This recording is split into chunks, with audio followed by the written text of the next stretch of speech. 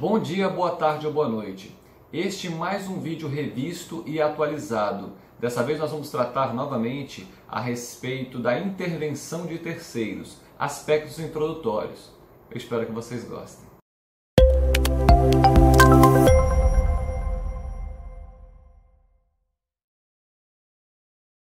Muito que bem, meus diletos.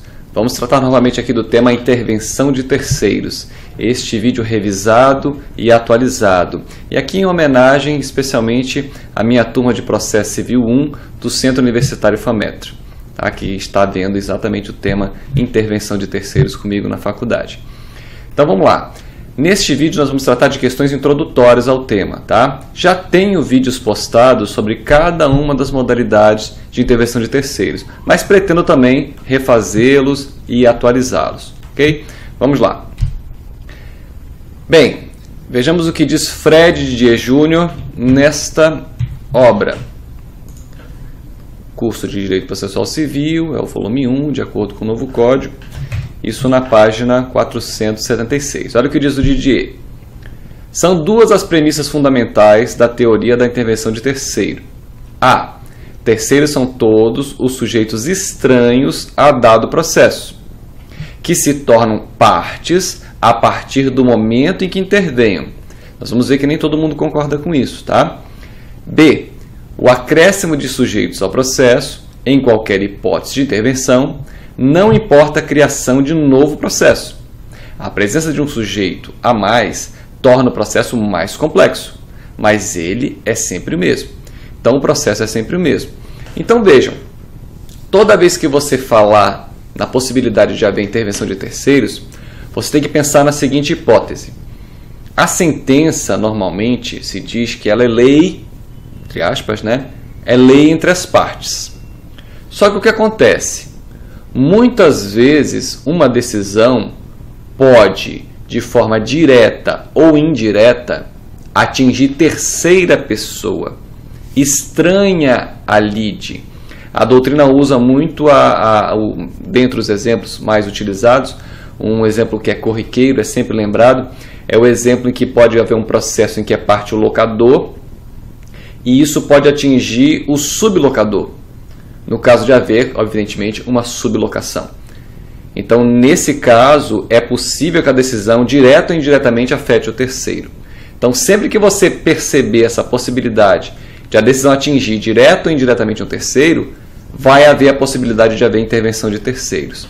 Lembrando desde já, isso vai ser destacado aqui através da obra de outros autores, que o terceiro tem que ter normalmente porque não é sempre, mas normalmente ele tem que ter interesse jurídico na causa. Tá? Não é interesse moral, não é interesse econômico, é interesse jurídico. Normalmente é isso. E eu imagino que nos vídeos já postados sobre cada uma das modalidades de intervenção de terceiro, isso fique mais claro a vocês. Tá? Lembrando que eu pretendo refazer e atualizar todos eles. Mas vamos em frente. Vejamos agora o que diz Cássio Scarpinella Bueno. A obra é esta aqui. Manual de Direito Processual Civil, volume único, segunda edição, claro, de acordo com o novo Código de Processo Civil. Vejamos, portanto, o que diz Cássio Scarpinella Bueno. Na página 165. O título 3 do livro 3 da parte geral do Código de Processo Civil de 2015, um novo Código de Processo Civil, reúne 5 institutos sob o rótulo, isso aqui é interessante, sobre o rótulo intervenção de terceiros. Por que ele diz sobre o rótulo? Porque quis o legislador chamar, por exemplo, de intervenção de terceiros a figura do amicus curiae, ou amicus curiae, né, se preferir. E se você for ver a natureza jurídica desse instituto, a bem da verdade, isso não deveria ser chamado de intervenção de terceiros. Por isso que ele diz sobre o rótulo. Há quem veja outras situações que você poderia admitir como intervenção de terceiros que não está com esse rótulo aqui. Por exemplo, o recurso interposto por terceiro prejudicado. Há quem chame isso de intervenção de terceiros em fase recursal, né? Mas não está sob o rótulo de intervenção de terceiros. Tá? Então, bastante diversos entre si, já que em duas dessas situações, o terceiro interveniente continuará a sê-lo. Veja, ele não passa a ser parte. Percebam como o Cassius Carpinella pensa diferente do Didier.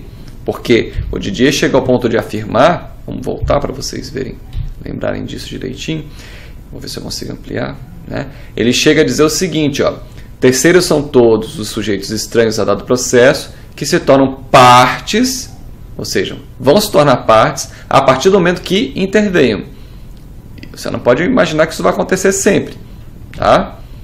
E eu concordo com o Cassius Carpinella, que diz que a autointervenção terceira é bastante diversa entre si, já que em duas dessas situações o terceiro interveniente continuará a ser, ou seja, ele continua sendo terceiro. Ele não vai passar a ser parte, mesmo participando do processo, né? Para todos os fins do processo. E aí ele fala da assistência e do amicus curiae. A meu ver, porque a assistência tem duas modalidades, né? Assistência simples e assistência litisconsocial. O assistente simples realmente continua sendo o terceiro, tem uma atuação muito limitada no processo. Agora, o assistente litisconsocial, a meu ver, pode ser chamado de parte, tá? O amicus curiae não. Realmente a figura do amicus curiae, ele não vai passar a ser parte do processo, né? Enquanto nas demais, o terceiro passará a ser parte, ou seja, na denunciação da lide, no chamamento ao processo e na desconsideração da personalidade jurídica. Então é importante essa ressalva do Cassius Carpinella. Terceiro estranho à lide.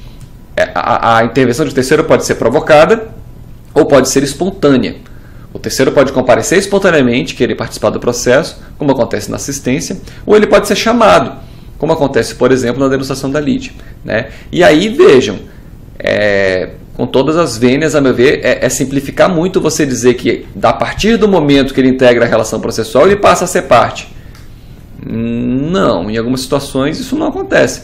Na figura do amicus curiae, por exemplo, isso fica muito evidente, né? Na assistência simples também. Ele, mesmo fazendo parte da relação processual, ele mantém essa qualidade de terceiro. Então eu concordo com o Cassius Carpinella Bueno, acho que ele está coberto de razão. Vamos em frente.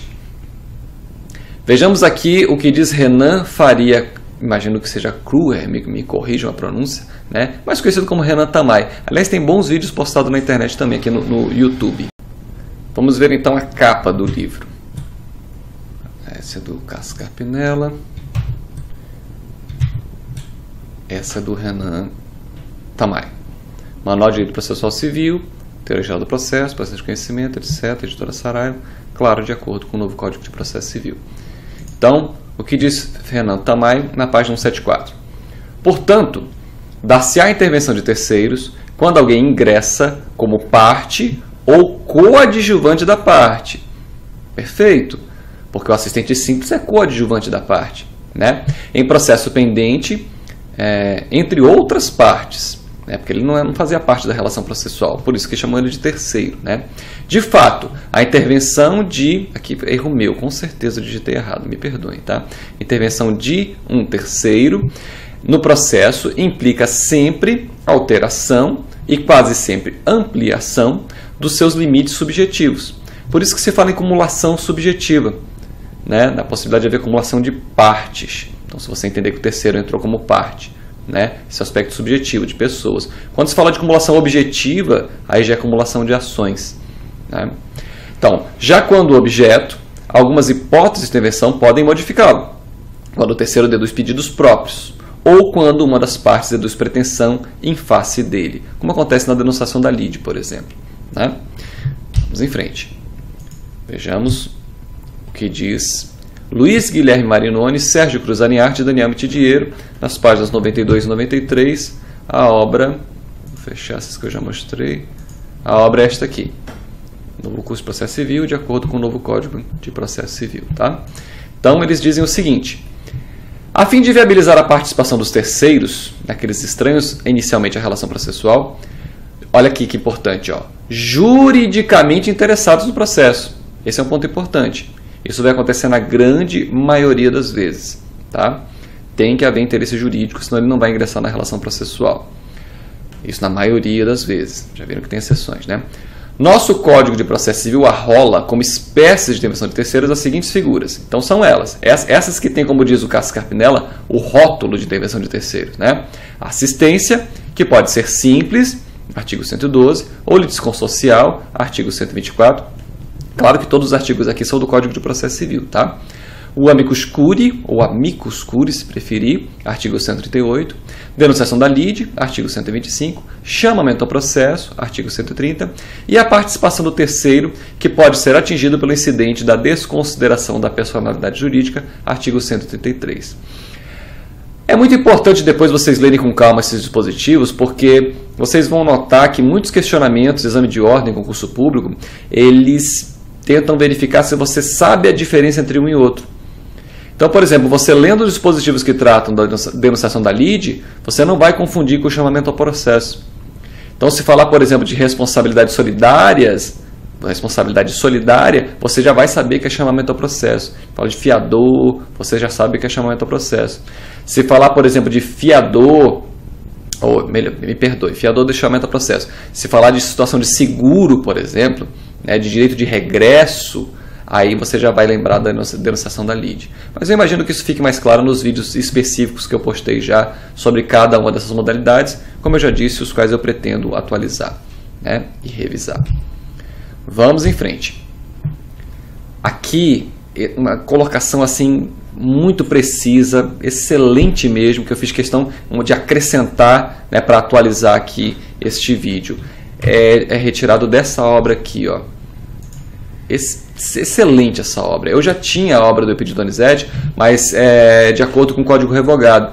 E agora, recentemente, eu esperei sair a edição 2019 e adquiri essa excelente obra de Eupídio Donizete. Curso didático de Direito Processual Civil. Essa obra é muito boa. Ele comenta artigo por artigo, tem jurisprudência, tem questões de concurso, é um quadro esquemático. É muito boa essa obra, realmente, muito completa. E o Eupídio Donizete faz uma colocação muito clara, muito precisa a respeito dessas questões introdutórias à intervenção de terceiros. Vejamos o que ele diz nas páginas 279 e depois na página 282. Vou ampliar aqui para vocês poderem enxergar melhor. Então vamos lá. Dá-se a intervenção de terceiro nas modalidades assistência, aquelas que têm o rótulo, né? Como diz o Cássio Carpinella. Denunciação, a denunciação da lide, e chamamento ao processo. Quando aqui erro meu de novo, com certeza, não é uma pessoa, né? Uma pessoa, me perdoe. Uma pessoa física ou jurídica ingressa como parte ou coadjuvante. Veja de novo essa figura do coadjuvante. É inegável que o assistente simples é coadjuvante, tá? E não parte, né? Então, como parte ou coadjuvante da parte, em processo pendente. Então, a princípio, eles não faziam parte da relação processual, mas acabaram ingressando posteriormente, de forma voluntária, como faz o assistente, ou de forma provocada, né, ou coacta, como os preferem dizer, como ocorre, por exemplo, na denunciação da lide e no chamamento ao processo. Então, na intervenção relacionada ao incidente da desconsideração da personalidade jurídica, o terceiro será o sócio ou a pessoa jurídica, que integrará, de novo eu errei na digitação aqui, por favor, me perdoe novamente, polo passivo, não pelo passivo, polo passivo da lide. Já na intervenção do amicus curiae, ou amicus curiae, se preferir, representa, aí ele dá o exemplo, né? Por exemplo, manifestação de associações civis em defesa dos direitos humanos, aí ele remete a essa ação direta de inconstitucionalidade aqui, ó, a DIN número 3.510, que objetivava declarar a inconstitucionalidade do artigo 5º da Lei 11.105 de 2005, Lei da Biossegurança. Então, nesse caso, as associações civis serviram de amicus curiae. Eu tenho vídeo postado já, mas ele seria um amigo da corte, alguém que traria uma informação técnica importante para que a corte, enfim, o órgão jurisdicional possa decidir. Então, nesse sentido, a intervenção do amicus curiae atua não como parte no processo, concordo plenamente, mas como interessado na causa. Então, aquele que vem trazer uma informação técnica útil à corte para que ela possa melhor decidir. Vamos em frente. Ainda na obra de Eupídio Donizete, tá? Ele diz o seguinte, então sintetizando. Em síntese, terceiro quer dizer, isso aqui está destacado nessa cor na obra dele mesmo, o destaque não é meu não, tá assim no livro, tá assim. Em síntese, terceiro quer dizer estranho à relação processual inicialmente estabelecida entre autor e réu. Perfeito, por isso que é chamado de terceiro. Ele não integrava a relação processual, ele foi chamado para ingressar ou ele próprio, né, se apresentou, como acontece na assistência, né? Essa característica distingue o Instituto da Intervenção de Terceiro do litisconsórcio. Já tem um vídeo postado sobre litisconsórcio, né? Uma vez que os litisconsortes são partes originárias do processo, ainda que, por equívoco, não sejam nomeadas na petição inicial, no caso do litisconsórcio necessário, né? Em que o juiz vai intimar o autor para que então ele promova a citação do litisconsórcio necessário sob pena de extinção do processo. Então, muito preciso, objetivo, técnico, muito boa colocação, as colocações aqui de Eupídio Donizete. Agora, para finalizarmos, tenho duas observações importantes para vocês. A primeira é relacionada ao artigo 1698 do Código Civil. Leiam com calma, pesquisem na internet, tem muitos textos já produzidos sobre esse tema. O fato é que aqui não há consenso ainda do que seja essa possibilidade de chamar terceiros estranhos ao processo. Aqui, há quem veja aqui no 1698 uma nova figura, que não tem o rótulo lá do novo Código de Processo Civil de intervenção de terceiros, né? Mas alguns veem essa situação como uma situação de chamamento ao processo, tá? Então não há consenso ainda, mas sem dúvida o 1698 do Código Civil permite que terceiros estranhos à lide venham dela fazer parte. Vamos ver o que diz o 1698, Código Civil. Se o parente que deve alimentos em primeiro lugar não estiver em condições de suportar totalmente o encargo, serão chamados, talvez por isso alguns achem que seja chamamento ao processo, né? Serão chamados a concorrer os de grau imediato. Sendo várias as pessoas obrigadas a prestar alimentos, todas devem concorrer, na proporção de seus respectivos recursos, e em tentada ação contra uma delas, poderão as demais ser chamadas a integrar a lide. Tá? Então, por isso é que vocês já devem ter visto notícia em jornal, internet, noticiário, enfim, dizendo que a avó foi presa por não ter sido paga a pensão alimentícia do neto. Você fala, pô, mas como assim? É porque o 1698 permite. O pai, aquele que deve alimentos em primeiro lugar, pode não ter condições de pagar. E aí a avó é chamado, os avós são chamados. E claro, eles têm que ter direito ao contraditório, à ampla defesa, ao devido processo legal, e pode chegar ao ponto de eles serem condenados a pagar a pensão alimentícia. E aí, se houver a execução de alimentos, existe a possibilidade da prisão civil por dívida. Tá? Então, é por conta aqui do 1698 que às vezes você vê avô ou avó sendo presos por falta de pagamento de pensão alimentícia a um neto. Né?